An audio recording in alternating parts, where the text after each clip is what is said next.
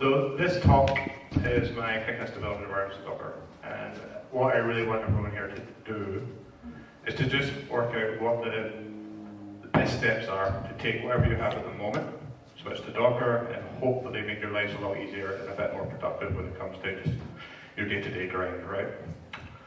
So first, a little bit about me. I am a software consultant. This is a Glaswegian Scottish accent, so if I'm talking too fast or you don't understand me, throw something. Trust me, it happens all the time. I am well prepared.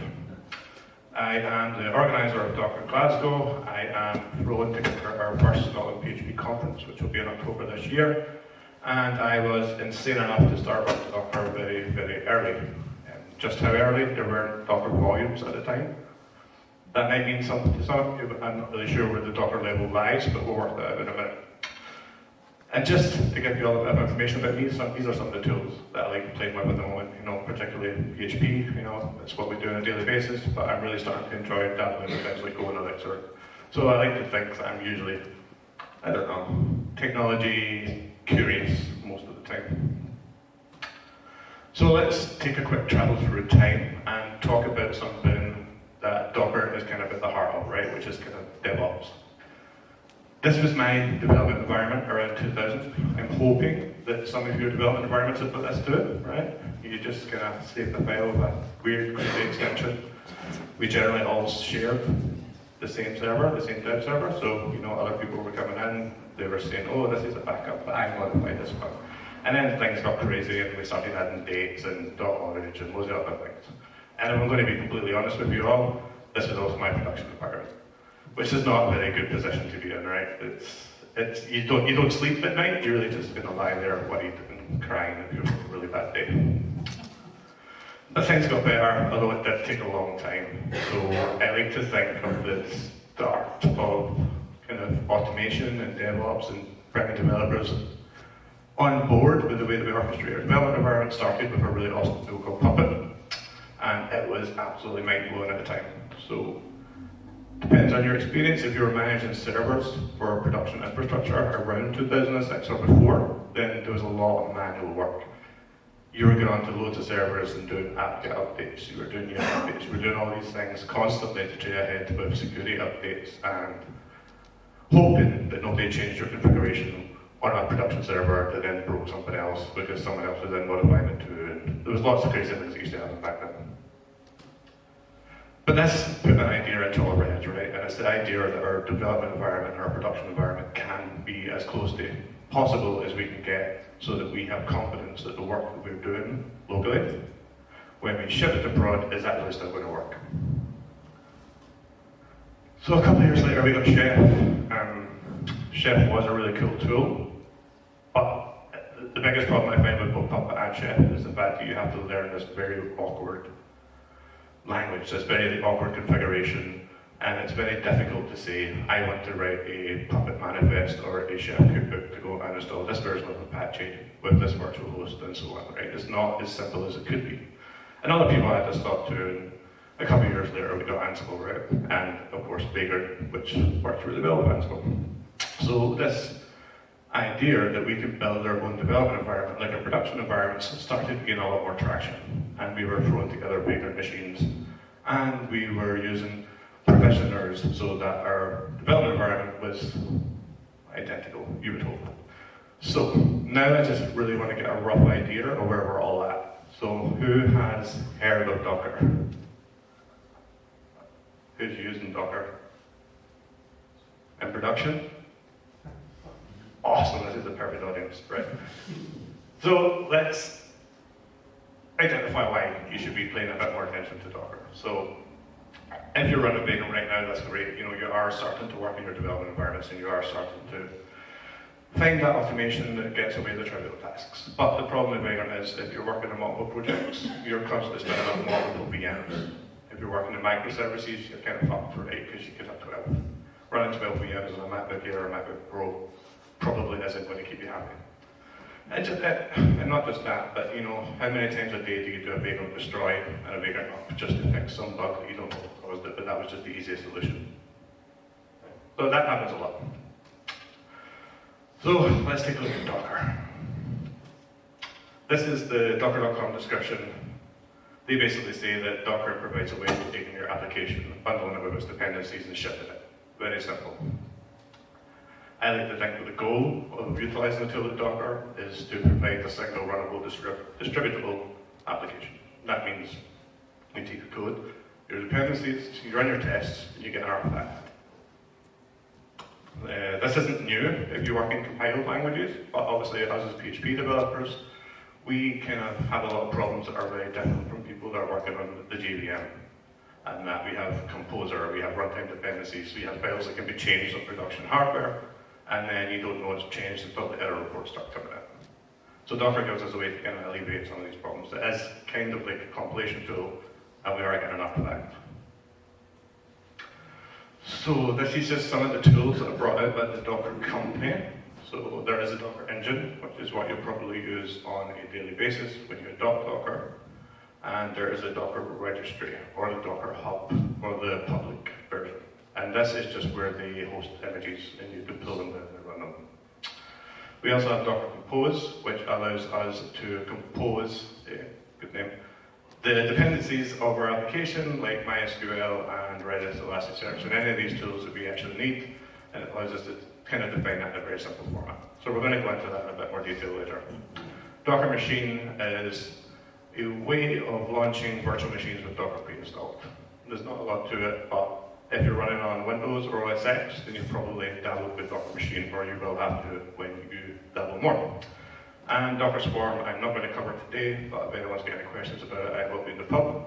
And it is a tool for scaling your containers on your production infrastructure or anywhere else. So there is some other vocabulary that we need to cover. There is the concept of the Docker image. And a Docker image is just a description of the environment you're trying to replicate in a container. Nice and simple. Some of the things that you need to understand about a Docker image is that it works on a layering system. And this layering system is something that you should all be familiar with as PHP developers, but it's built on top of a copy and write file system. That means that when you grab an object, a new version of it isn't created until you modify that object. And these modifications are what provide the layers. The best way I like to think about this is, imagine you have 10 bricks of Lego. You start with one, and you put another brick on it, and you put another brick on it until you get 10. If you want to change the second brick, you have to take off the 8 bricks on top of it, and then put them back on again. So that's kind of how the layering works. And they have lots of official images that are provided on the Docker Hub for us. Most importantly for us is PHP, which includes PHP 5.6 and of course 7. Any other tools that you're probably using in your infrastructure are probably got official ones, and if not, there are community images, which I recommend if you want to play. But please don't try and rely on the community images in any production hardware, because they do disappear. So this is a Docker file. This is generally the first line on every Docker file, because every Docker image has to have a base somewhere to start. So generally, if you're using the official PHP images, this is a very good place to start. You may have to go down the route and build your own. Maybe you need something that's slightly more customizable or tweaked or more performant. Then you could simply start with Debian Jessie, Fedora, CentOS, or any other distribution that you want. There are 2 commands to get files into your Docker image, and they're add and copy. And I always like to give a visual warning about add, because it does some voodoo in the background. So add is cool because you can give it a URL, and during the Docker build process, it will go away and fetch that URL. Sometimes that's useful. But please be careful. If you think you're adding a target or any compressed format to your Docker image, the add command will extract that. So you just have to be aware of that side effect. If you don't need remote files, just use copy, and you never have to worry about it. The working directory parameter is just a very simple hint to the Docker image that any commands that you want to run inside your container will be issued from this directory. They have entry points. Now, this is my biggest gripe with Docker, and it's not really a bad gripe, but we have entry points and we have commands. So an entry point is you providing the Docker image and saying every time anyone runs this as a container, we're always going to execute this entry point. It's always going to be the thing that we want to to run. And the command is actually the parameters to the entry point. So once you get your head around that, things start to make a bit more sense. Until we went to the kind of side effects of, well, if you don't have an entry point and you have a command, and the command is run on its own. You'll need to play with it. It can be frustrating, so just always specify both unless you know what you're doing. And a container. So I said that the Docker image describes the environment we want. I like to use an analogy that a Docker image is like a blueprint, and the Docker container is a house. You know, you've taken the idea of something and you've actually put it into practice. So containers are just the image, but they are encapsulated and they are a kernel process running on your machine. So I'm going to do a very quick demo of just how we build a Docker file and then we run it, and then you can kind of see how it works. Is that readable for a run? Good, good. So I have two files in here, and I'll quickly show you the Docker file. So I have my base image, which I'm using PHP 5.6 CLI for this.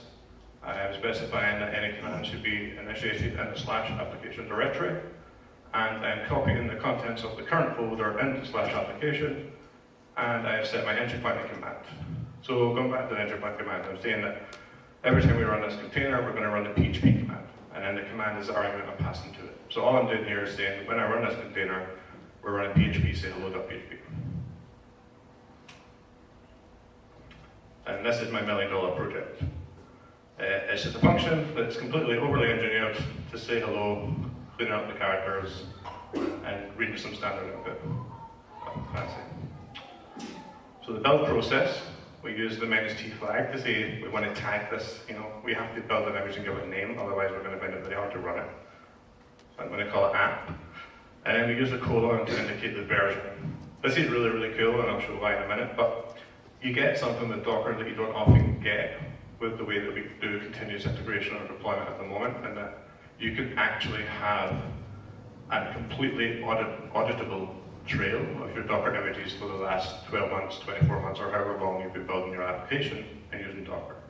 So if you ever had a hack and you didn't work it out until 6 months later, then you'd actually be able to pull the image that was live on your server at that point in time and see everything that was there, rather than just doing a get clone to the closest commit you've got to that day and kind of guessing where your infrastructure was at that point in time. So that's really cool. The second parameter to the Docker build is just the build context. There's nothing fancy about that. We're just saying everything in the current directory is going to the Docker engine, and it's going to be available to any of the add, copy, and run commands, etc. that are in the Docker file. So that's nice and quick. It is cached, but to be honest, because this is such a basic Docker file anyway, it is pretty much that fast when I do the build without the cache as well. So you can see that it's just going through the kind of SHA numbers that you see after each step are just identifying the layers that were created, and then we can run this, and we get hello world. The magic of what's happening here is that this is launching a kernel process with a completely isolated and provisioned file system and a completely different operating system from what I'm running natively. And that's, well, I think that's pretty cool. If we pass in our parameter, I'll pass in my name. Oh. Because the entry point is PHP, I need to pass in any of the script as well, because we're overriding the command. So then we get hello David. One thing I do like to point out when I do this demo is that if I make a change here, I've decided that this is such a good application that we're going bilingual, kind of. And I save that, and I run my container again, there's no change, right? And the reason that is because I'm building a previously built version of the image. If I do a quick build, you'll see that it's a little bit slower. That's because we've invalidated some of the layers. I have to filter back down the rest of the run commands. Run it again, we get all that David. So hopefully that's pretty simple. Docker isn't a free lunch. There are things that you're going to have to learn, there are problems that you're going to have, and you're going to be frustrated, and any new technology, you know, there is this bedding in period, right? So the first question I always get, do I really have to do a build every time I change my code? Firstly, you don't. Docker have invented something called the Docker volume. It has been in it since about 0.5, I think. And it's just a way of allowing us to take something local or even remote in some cases and attaching that to the container. Now, I would suggest that you only do this in your development environment for your code, and definitely avoid this in any production application. So there are 3 types of volume that you can use. This one is, we're saying, take something locally and inject it into the container so that it's available. The use case of this is your code, right? So you're going to want to take your current directory and throw it into Apache so that it's got access to it, or FPM, or Nginx, or anything like that. The syntax is just -v. The first parameter has to be an absolute path. You can't use relative paths, and then you're just telling it where to make it available within the container. So for most PHP applications, if it is web-based, that's going to be var.bww or something like that. The second type of volume is where we actually expose a volume in our container for other containers to consume. A really good use case for this is logging. If you want to have elk running on a container over here, you're going to want it to be able to consume the logs of all your PHP containers or any other environment. And we can expose logs or volumes by just saying, take this path, and if anyone wants to consume it, they may. And the consumption of volumes is just using the volumes from. So if you do run log slash, then you can just say pull the volumes from my application container, and it can just do whatever it has to do to read the log, parse them, and throw them into Elasticsearch. So let's have a quick look at that. So what I've done here is I've built, we'll call it an application just of that, right? So we have a backend and a front end. The backend is some sort of PHP application that is generating random numbers from the lottery. And the infinite wisdom and for complete scalability, this generation is done by writing files to a disk. So it's a for loop 6 times. We're creating a file in slash numbers, and the file name is just the number that we're drawing. And we're having a sleep just so that it doesn't finish too quickly going to the demo. The Docker file for this is very similar to the last one, except I'm saying this container is exposing a volume that other containers can consume. In our case, that is slash numbers. If I take a look at the front end, that's the exact same as the previous example, only this time we're not exposing anything. And if we take a look at the consume PHP script, it's maybe slightly too big, but all it's doing is saying if that directory doesn't exist, we're going to say there's no numbers directory to consume. And until we find 6 numbers, we are going to just use scan dart on that directory looking for the files until we get all the numbers that we need. So we'll start with the back end.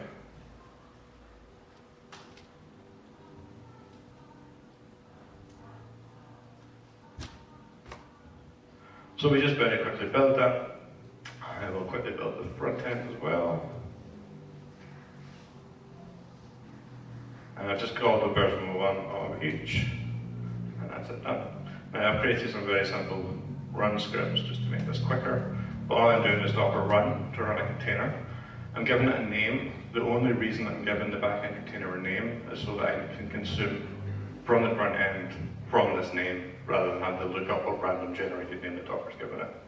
I am mounting in the current directory to slash application, and note that I'm not exposing anything with this Docker run. It all happens within the Docker file.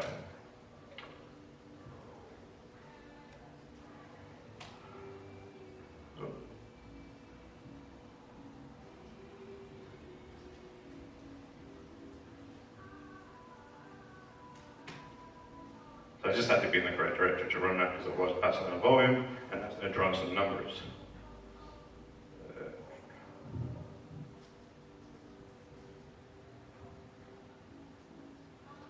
Finished it quick enough. So we're going to run this run sh at the same time. I'll make that bigger in a moment. But you've seen what happens with the back end, so I'm just going to do that and run it again. And you can see that the front end application is just in that loop, and it's consuming the files that are created and the volume exposed by the back end. Now this is extremely trivial, obviously, but this is a very fundamental to getting your development environment to work when you're working with Docker. And not only that, you're going to require this kind of volume manipulation across many different stacks. One of the best use cases in a production environment might be that you need logstash to get your logs as well. Docker volumes are very awesome. I did mention that it can be remote, so one of the latest things that Docker's done recently is they have plugin support for volumes, so you can actually write very small Go script. I think you can do it in under 100 lines, and a good example of that is Amazon S3 as a volume, where it's just thrown into the container and you can just access it as if it was a local disk. Right, so there's quite a lot of power there, and a lot of use cases that could really make our lives easier. If you're on OS X or Windows, then I'm sure you probably had a lot of frustrations with Docker and that it's not native, and you do have to run a virtual machine. Now, the benefit here is that you're running one virtual machine. You know, if you want to stick with Vagrant because you're running virtual machines anyway, you come back to that problem of, well, if I'm running more than one application, I'm going to have more than one virtual machine. With Docker, you run one with the Docker engine, and you can run 1,000 containers on it quite happily, and never consume more RAM than 512 or whatever you assigned to that VM in the first place. But it's frustrating, obviously. So it's not native, which kind of sucks, and it probably never will be native. The biggest problem with this is the fact that the Docker machine creates this using VirtualBox, and it tries to manage the shared folders for you. So every time you tell Docker that you want to inject some sort of volume, then it's setting up a shared folder for VirtualBox, and the performance is sadly abysmal. This is probably the average load for a very small Symfony application, about 11 seconds per page. Now, you're not going to sit through that, right? It's just, you would get frustrated and probably start smashing things. Fortunately, I got so frustrated with this that instead of smashing things, I actually submitted a flag to Docker machine.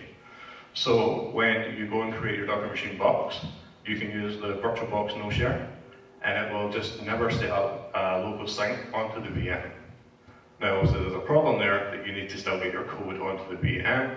So I've also very nicely provided these Docker developer utilities. If you go into GitHub and install them, you can just run Docker machine rsync. I recommend running it in your home folder or per project, depending on what your use case is. But it'll run a one-way sync from your machine to the VM, and it's stupidly fast because you're not going through the hypervisor with the files, you're just using rsync's ability to very quickly notice changes and throw them onto the machine. So this does improve performance substantially. It's Symfony Standard Edition. If you run that through this, you're probably going to get a load time of around 90 to 100 milliseconds, which is obviously great. And I've got a pretty large project at the moment, which I think has maybe 50 composer dependencies, posterity dependencies. I think the number of files on the disk is about 15 to 20,000. This is still very quick. The page load time is probably about a second and a half. The 11 seconds wasn't that project. I don't want to reveal the number for that, but it was pretty terrible. So just make sure that you use this flag. Even if you want to use NFS, it's not difficult to set up. You can just install NFS onto the Docker machine using Docker machine SSH and the name. It will give you a terminal on the Docker machine, and you can do anything you want. So, knock yourself out. Now that I'm saying this, last week or 2 weeks ago at DockerCon, they done the general availability for the Docker for Mac and Docker for Windows. Now, they're still not native, but they are on Windows running on Hyper-V, which Microsoft has purposely built for this technology. And on OS X, it is running on Xhive, which is a very, very lightweight virtual machine system or hypervisor. Unfortunately, you've still got the same problems with the file sharing, only you can't disable the file system syncing on the Docker for Beta Mac, so I would generally say avoid it until they manage to fix it. But I've got to be honest, the functionality is pretty cool, and Docker just lives in a little menu bar item, and you can restart it, you can change the RAM, and everything works natively.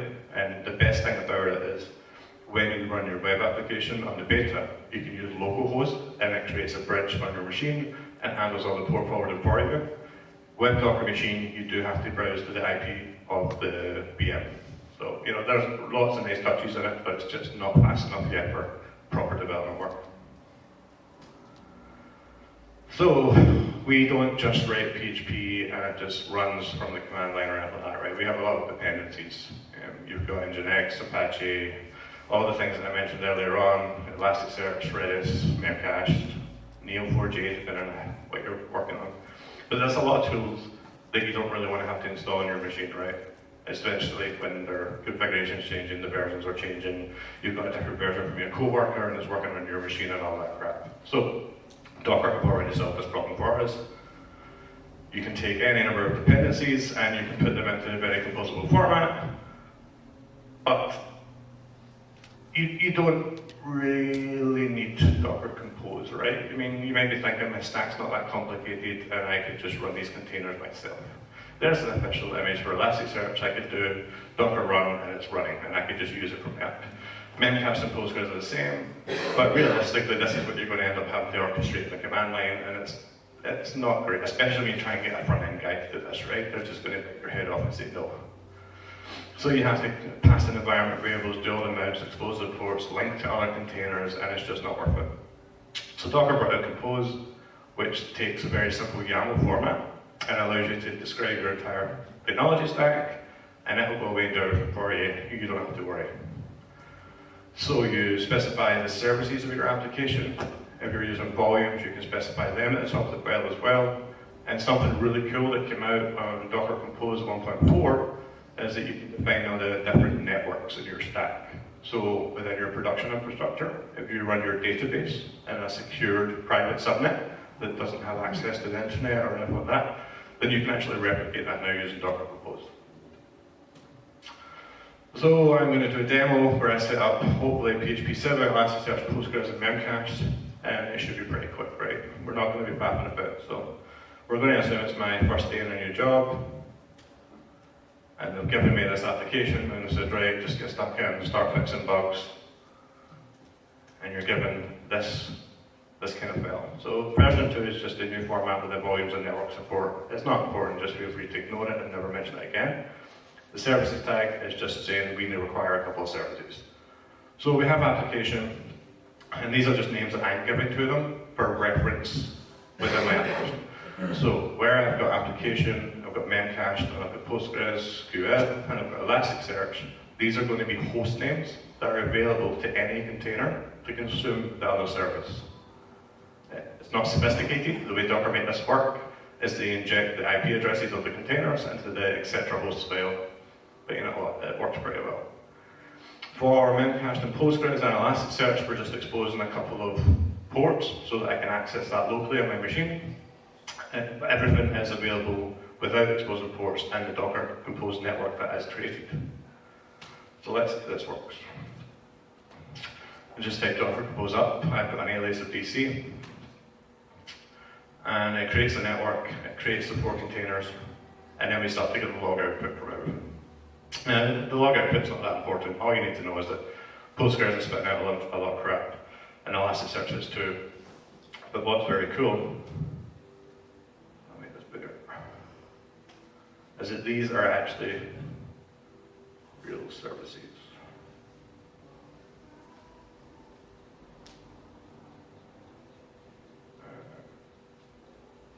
That doesn't work.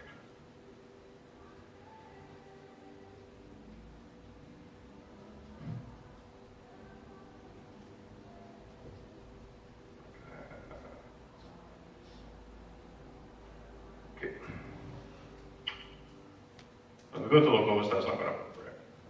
But that's because the ports that I'm exposing, I didn't specify a host port, and that's going to be quite annoying to read, but what I'll do is I'll go for Elasticsearch. And what you'll see here is that on all IP addresses, it's taken the container port 9200, which is Elasticsearch's RESTful API, and is exposing it on my machine for me on 32778. If I just change this port, you can see that Elasticsearch is there running. No, so I'm not going to start manipulating it, but that's very cool. I never had to do anything, and all of a sudden I've got Elasticsearch running. I don't know how to run Elasticsearch, I don't know how to configure it, I don't know how to set it up. It's just all done for me, officially supported by the Elasticsearch containers. As well as that, one of the really cool things about Docker is you actually never need to install anything. Now you can take this to the complete extreme. You can run Firefox in a container by injecting your X11 socket. Not exactly any practical applications for that, but it's quite cool. One of the things I'd done maybe about a month ago was there was a dodgy download on a website, and I was like, oh, I wonder what that actually is. And I'm not stupid enough to open that on my own machine, even though I'm running Mac or Linux and I'm probably safe. I can mount that into a Debian, and I can run it, open it, and just for a giggle see what's happening. So there's a lot of really cool things you can do. One of the other things I would say is, I don't really install Postgres locally either, but I am running it, so how am I going to get onto Postgres and actually be able to do any queries, right? I can use Docker Compose Run to run another version of any service within my stack, and then I can actually manipulate it. This will build them in the run directory, but I'll move into it just now. Postgres prompt. So I'm just saying, Docker Compose, there's this service that is defined in your file called Postgres. I want you to run another one, and I want you to run a PSQL, and there's some parameters that are in my Compose file, and immediately I've got access to it. That's also very good.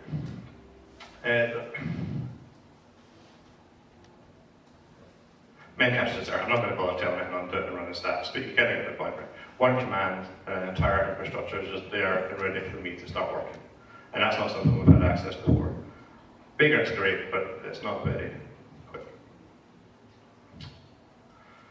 So this is obviously, if you're just new to Docker Compose, putting that file together might be slightly intimidating, or it could be time consuming as you're always looking up the Docker Hub, or you're looking for different versions of applications and things like that. So there's this application on GitHub, which is called Boiler, and it calls itself a skeleton framework project generation application, where people provide templates, and then you run Boiler template use, and it'll generate whatever you need to get that stuff working. So I provided some templates, which are really available on GitHub, and you can start to use today. The URL is just Boiler Docker Compose. I'm very explicit with naming, especially on GitHub, and I usually end up with very long things, but you know what, it works. So we're going to do this again, but this time we're going to use Boiler. So I just hit Boiler template list, and you'll see that I've tagged ePHP, and it's got a link to the repository, so that can keep itself updated every time I make changes. And I'm going to use that template, and we're going to call this new project. So it's just kind of question and answer based. Do I want to use a WebDriver? That's a very specific thing. If you do any Symfony work, then you know, if you've got Behat and you want to use Selenium and stuff like that, this will set that up for you and allow you to run your test suite. For today, we're going to say no. Do I need Node? No. We're going to run 7 Apache, so I can already just start to compose together what I want. It's asking me for my cache and logs directory, which are defaulted to the Symfony standard, very easy to change. I will take my SQL, I won't take Postgres, no Nginx, I'll take Memcached and Redis, don't need Rabbit, Neo4j, Elasticsearch. All the dependencies that this is ran through during the generation are just things that I use on a regular basis, so I've added them to the templates. So something there that you want to use, just send a pull request and it'll get added. And the more we get into it, the better, because it's going to make your life a lot easier to set up a new project. So if we go into the new project directory, you see I've got 2 Docker Compose files. Take a look at the base one. So this is a very opinionated way of running Docker Compose for PHP projects, because I feel that I've learned the hard way, the best way to do this. If you think I'm wrong, you can always change it. But I create a public and a private network to simulate production as much as possible. And I've got a couple of Docker volumes for storing my cache and my logs. The great thing about using these volumes everywhere is that these files are never going to clutter up your project directory. Right? You don't really care about the cache, you don't really care about the logs, because you're probably going to get them from the Docker Compose output.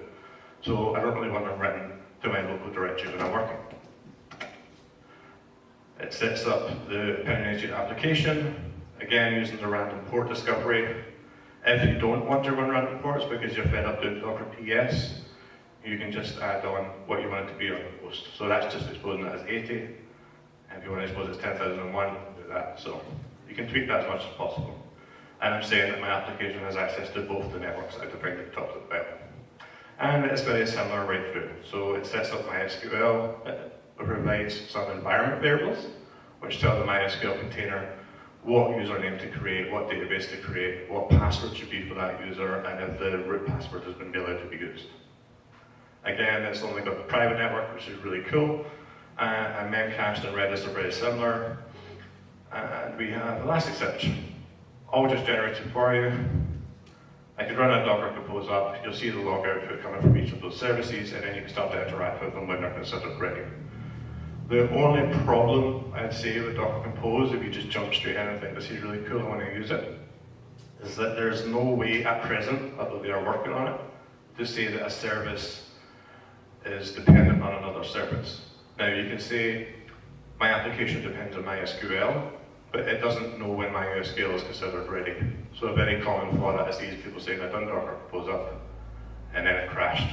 And that's generally because the database takes a little bit longer in your PHP or any other service to get started, and it'll try and connect, and it'll bow out and say, oh, I couldn't connect. Really good way of solving that problem is just to do a Docker Compose up. /d just says run in the background, I don't care, and you can specify individual services to run, and then go back and do your generic DC up.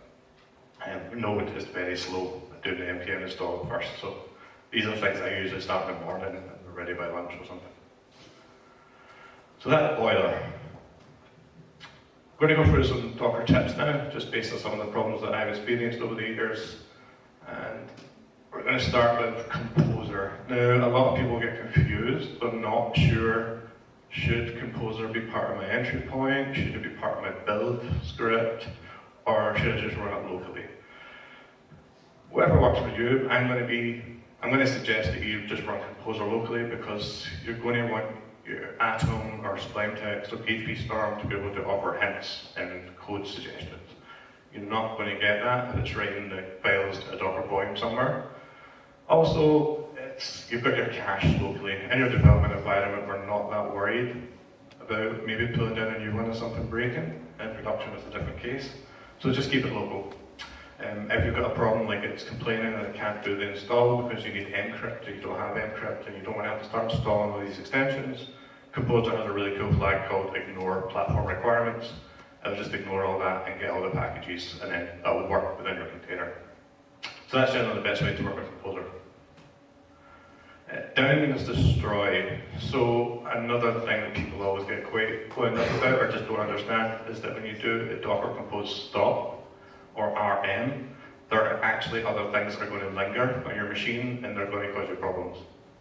So if you do the Docker RM, the Docker Compose RM, you're not deleting the volumes that are associated with your Docker Compose project, and you're not deleting the networks. The volumes are potentially, in the long run, going to fill up your disk, which is never a good thing. And the very annoying thing about the Docker networks is when you create enough, you're going to get a local subnet collision, and none of your network is going to work on your machine. You're not even going to be able to get to Google. So just keep that stuff cleaned up, and the easiest way to do that is to use the down command. The down says delete the containers and other networks, and then the -v says delete the volumes as well. Don't do that if you've got very heavy node dependencies, because they will take a long time, so be selective when you're doing that. But down's a pretty good tip. Alpine Linux is kind of like BusyBox, but with a very good package manager. So if you're looking to move into production with your Docker, then you want your image to be as small as possible, because you want your deploys to be as fast as possible. So Alpine is a 5 meg, I think, Linux distribution. So you start at 5, you add your code, chances are your runtime application is going to be about 100 to 150 meg. If you start with Debian or Ubuntu, you're starting 300 meg or 400 meg, or I've seen a Debian base with 700 meg. So it's not a very good starting point to really make that fast. So try and use Alpine.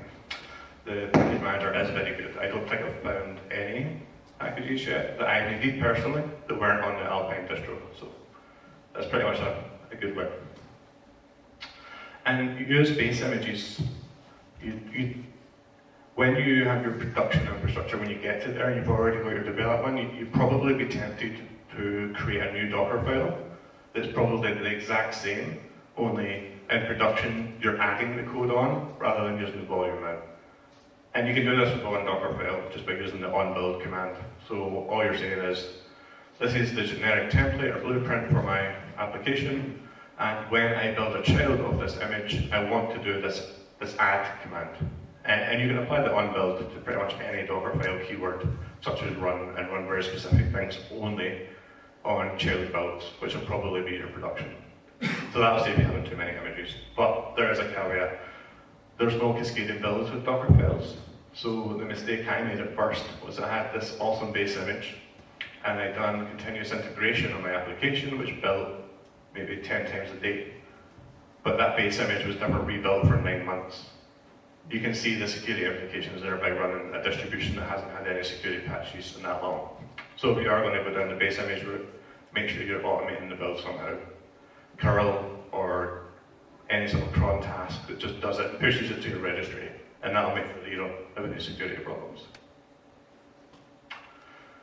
If you want to run arbitrary commands in your container, which I generally say avoid at all costs, as part of the Docker development utils, I do provide a script with a very verbose name, Docker compose run command, which will go into your container and run a command. The use case for this generally in development environment is migrations, or generating a new migration, or clearing the cache. Any of these things, that just makes it a bit simpler, and you don't have to remember all the different commanding arguments when you do the Docker exec, and then get an interactive terminal, and then clear your cache. But then when you clear the cache, all your cache files are now owned by root, and your application is running as www.data. Just avoid all of that and use this. It's a lot easier. Image sizes are very important, right? You don't want to be the guy that's going to have big image that somebody's saying, oh, pull this and deploy it for me because it's just going to be slow. You're going to fill up disks and you're going to crash servers. A really good way of keeping images lean is to chain any command that produces output. So the way the layering works, if you do an apt-get update, the apt-get update is creating files on the disk. So it's creating like app lists, app cache. If you do an install, it's downloading dead files. It's then extracting dead files to the system, and all these things obviously take up space. But the Docker layer isn't created until that command is finished. So we use a lot of ampersands, and we try to clean up as much as possible before that layer is committed to the image. That means when you do an apt-get update and install, you can then just do an rn-rf on the entire apt list cache directory, and that space isn't going to be contributed to your layer. So that really helps keep things smaller. A good one for that as well is if anything produces docs, you're never going to be running man on these containers, so just kill it all. Kill as much as possible and keep it small. Gotchas. I got burned by this for a while before I actually kind of fully understood what the layers were. But let's assume that you've done an add or a copy, and you've copied 300 meg of this application that you're working on into your container. And then that's going to add all the files as a root user. But you're running Nginx or FPM or Apache as www data, and it's going to crash. So the simple fix is we change the ownerships or permissions of that entire directory, and everything works. Unfortunately, the way the Docker layering works is it knows you've changed those files, but Docker doesn't work like Git, right? It's not working at the deltas and only storing the changes. It's just going, oh, these files have changed, and it's taking an entire new copy, which means if you've got a 300 meg application you're adding to your image, you're going to end up with a 600 meg image because you've doubled the layers. So keep this out of your Docker file, and if it's really, really needed, use an entry point script and run it there.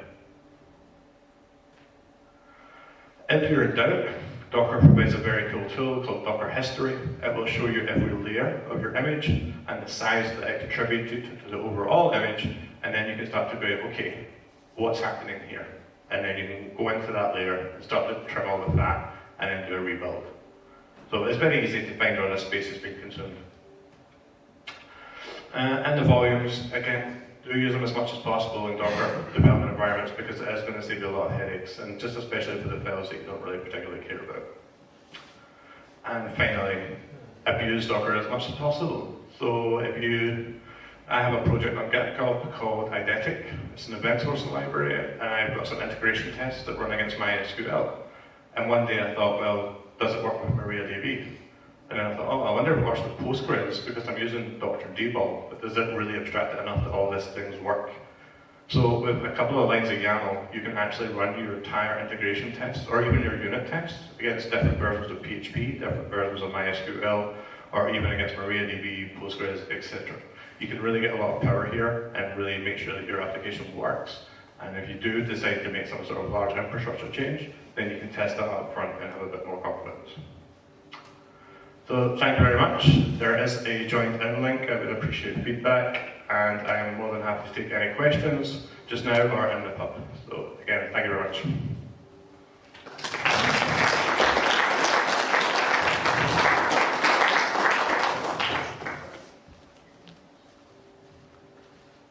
Any questions? Okay. Yeah, I've got a question. There were two things I think that really tripped me up and I didn't get straight away. One of them was installing PHP extensions. And the other one was when I tried the Alpine image, glob brace wasn't available as a constant, so a load of stuff broke. I don't know, how can I fix that? Alright, I'm not sure about the glob brace problem, so I'm going to just skip over that and say I'm not sure. But as for the Docker extensions, if you're using the PHP official images, they do provide some helper scripts. I think they're called docker-ext-install and configure possibly. But they've got about 15 extensions that are supported through that script, which is probably all the big ones that use mcrypt and bcrypt and PDO, or I'm not sure exactly of the list, but there's about 15 there. But to be honest, you don't need those scripts. You can very easily, with Alpine, do an APK add pickle and just do it that way. I use pickle quite a lot for any extensions I need to use. Okay, thanks. Anyone else?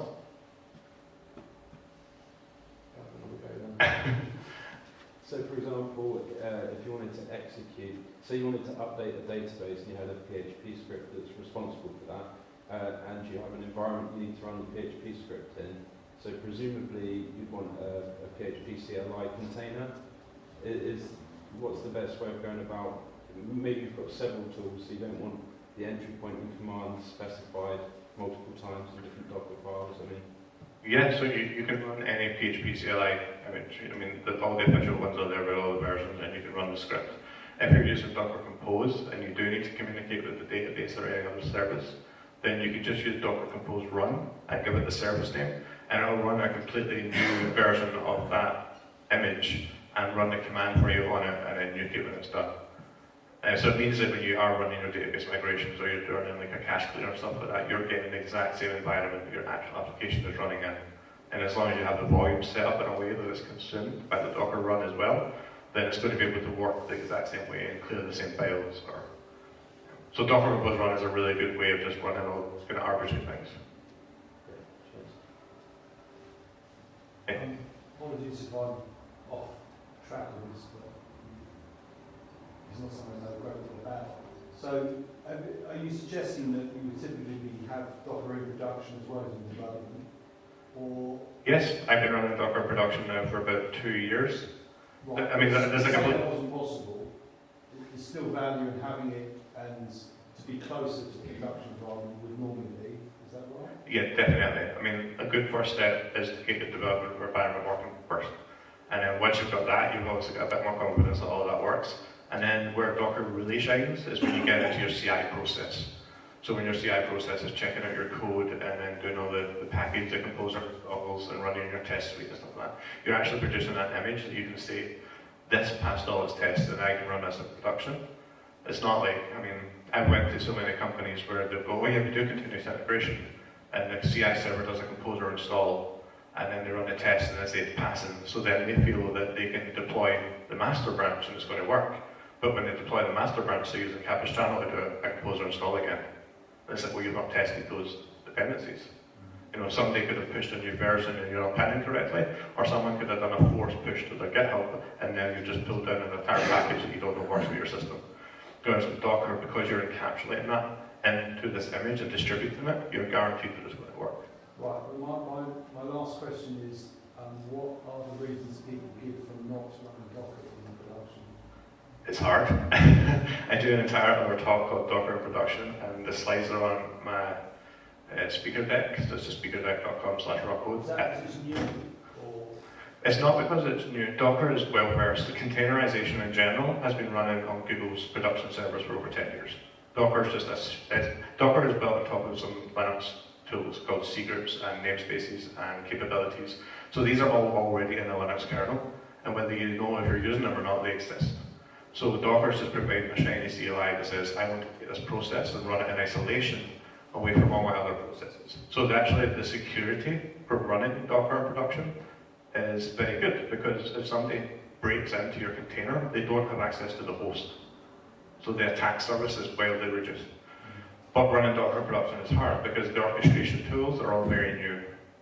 So they've got tools like Kubernetes and Mesos, where, I mean, although they've got a lot of users and they're being run at scale, it's a new tool that you need to learn. So then you have to manage all this new infrastructure to support running containers in production. So it's just learning it, and you will learn the hard way. You're going to get things that break. Logging used to be quite difficult in Docker, but they fixed it last year. So you can actually just dump all your logs to standard out, and Docker will forward them to Logstash, and you don't need to run remote syslog and like that. But it's just scary, right? Any new tool is. So what you're suggesting then is that there's going to be a delay in adoption in the big organisations. There's just some in the small shop for people, but the large organisations are probably not ready for this yet. I think every organisation is different. I mean, JP Morgan are starting to run containers in production, which I think is quite a big thing because they're a bank, but they're getting the benefit of being able to audit. So if they get hacked or when they get hacked, they know what we're running. So I've seen a lot of big companies adopting it, but it's really down to the developers. I mean, we're the ones that are going to have to push for it. The ops guys don't care, right? Generally, or else they're running Docker and you don't know it anyway. But the idea is that we can actually now start to move a lot quicker because we define the infrastructure and we define the dependencies and we define if, like, one place I worked, they can only run on Red Hat because it's all that's supported. But you know, you stick Docker on a Red Hat box and I can run my application in Ubuntu and nobody's none the wiser. Now, obviously, if something goes wrong and it's my fault, and I'm now accountable. But you know, nobody knows how to run our applications better than us, generally. So I think it's good. It brings us all a bit closer. Right, but you say there's still full audit capability, so you can do that, but kind of leave the inquisition for later if it goes wrong. It's just a Linux process. It's very unlikely it's going to go wrong. Well, obviously, things happen. Like, you can run a Docker container, say it's only got access to 32 mega RAM, which is really cool because we can take worker processes that maybe have memory leaks up not fixed yet, and they can just crash when that happens and we restart it. But if that's your website that gets 10 million hits a month and you've got the orchestration of it wrong and you're limiting the memory and it's crashing all the time, then yeah, there's problems. But these problems happen regardless. I don't think Docker's the pain point there. I think Docker is going to help you scale it quicker. Okay. What tools are you using for continuous delivery with Docker? Because I'm using Jenkins for continuous integration. I know this is slightly off topic, but I'm trying to use kind of CI tools with this. And the biggest problem I'm having at the moment is to deploy, building containers is fine, and doing the continuous integration for that side of things is fine, but deploying those images to production is a big stumbling block for me. Okay, so I think that's kind of two questions. So Jenkins is really good. You can build out Docker support, modules are there, and you can build the images.